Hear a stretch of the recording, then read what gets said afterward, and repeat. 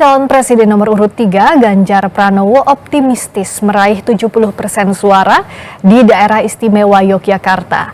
Ganjar menyebut ia dan Mahfud pernah mengenyam pendidikan di Yogyakarta. Ganjar menyampaikan hal tersebut saat menghadiri deklarasi tim pemenangan daerah di Pendopo Agung Royal Ambarukmo, Yogyakarta.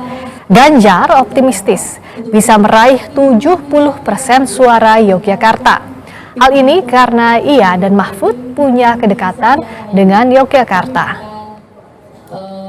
Melaksanakan deklarasi daerah Simaju Jakarta, untuk itu kepada memang suasana kebatinannya berbeda.